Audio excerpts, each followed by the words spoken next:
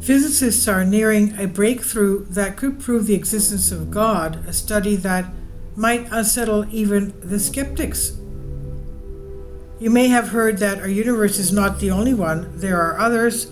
A recent scientific paper rigorously proves the existence of an infinite number of other universes.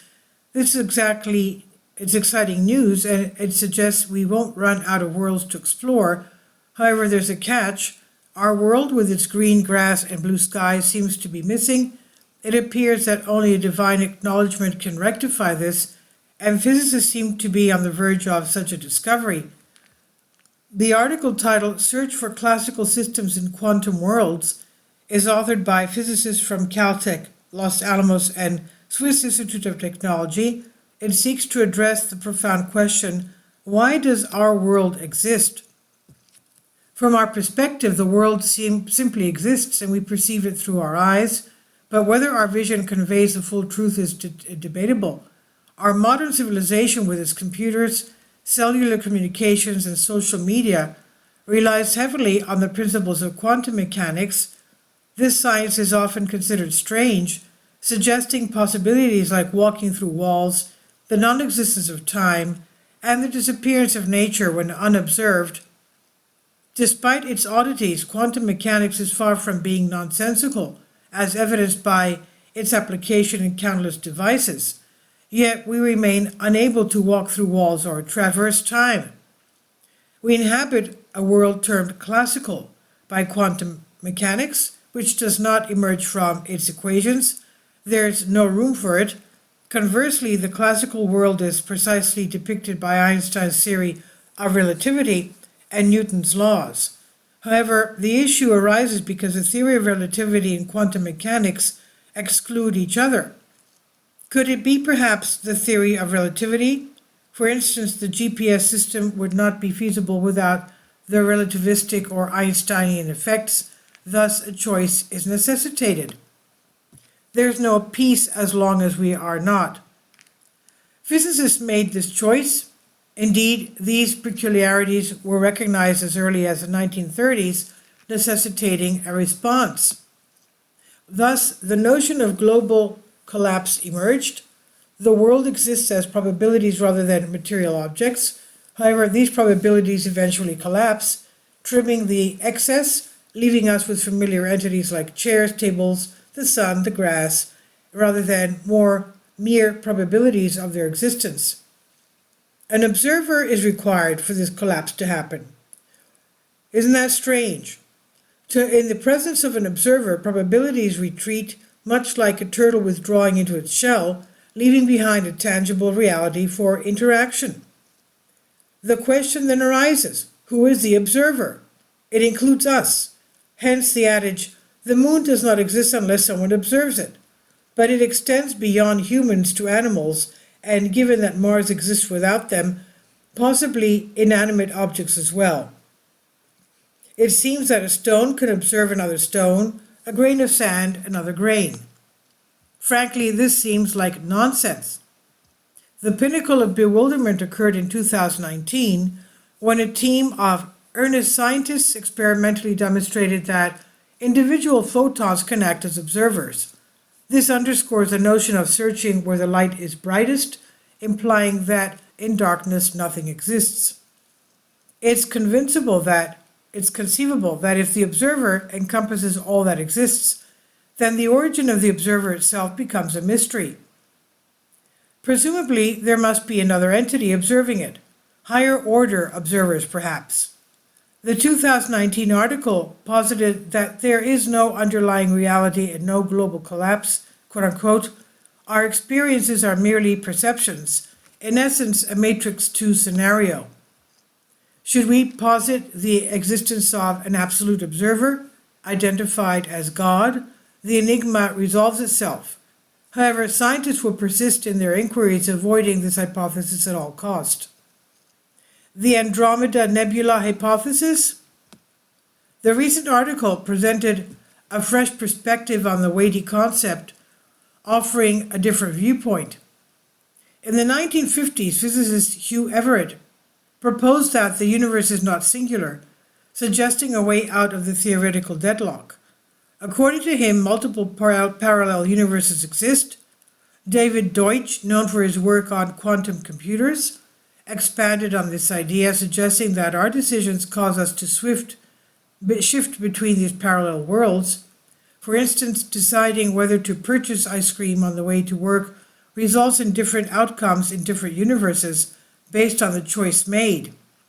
Recently, it's been established that the brain functions similarly to quantum computer, which aligns well with these theories. The multiverse theory, or the concept of multiple universes, has gained popularity partly because it addresses the free will paradox, and even Isaac Newton recognized that his laws seem to negate free will, implying predestination. However, the multiverse theory suggests that free will exists and that our choices matter, resolving a long-standing philosophical dilemma for the first time in centuries. Yet the sums still do not reconcile. In a recent study, physicists posed a provocative question. If an observer sits in New York, he can conjure the Andromeda Nebula merely by the nebula merely by contemplating it? Surprisingly, quantum mechanics equations suggest it's possible. Just a thought might be enough to manifest it. This leads to the nebula and beyond, and to the very brink of existence. The researchers arrived at two conclusions, one indisputable and the other contentious. Firstly, the number of universes equals the number of observers, essentially an infinite count. This concept has unanimous support among physicists. Secondly, the notion of a one-for-all world, a real reality, is non-existent. Instead, there's a boundless connection of individual universes. Not only Uncle Borea, but every Earth inhabitant, every animal, down to the insects, and even photons, which are also considered observers, play a part in this. With each light bulb emitting billions of photons every second, the numbers are truly infinite. This point, however, is up for debate. In essence, Caltech and Los Alamos experts sought a foothold in reality, a way to derive a classical from the classical from the quantum, and it appears they have found such a place. Nothing new? This may appear to be modern absurdity, but if it's absurd, it has ancient roots. Indeed, the concept of multiple realities began to take shape among scientists in the latter half of the 19th century, long before the advent of relativity theory or quantum mechanics. Leading this exploration where psychologists who recognized that each person has their own unique experience. We cannot transplant our experiences into someone else. We concur that an apple is red, yet it's conceivable that what we perceive as red could be blue to others. These inquiries all converge on an amateur scientist and military pilot, John Donne, who significantly influenced 20th century art, though regrettably not science, where the self-taught individual's constructions were not immediately recognized. Having empirically established that our dreams intertwine past and future, Donne proposed that consciousness moves freely through time, akin to the ruler. It's observed by a higher order consciousness, the fifth dimension, then by a consciousness from the sixth dimension, and so on, culminating in infinity as discussed in the new article, right? Not exactly. Rather, it culminates in God, who is the absolute observer and the embodiment of absolute time. Donne was a believer in God, unlike many physicists today. However, physicists now, more than ever, have the opportunity to prove God's existence.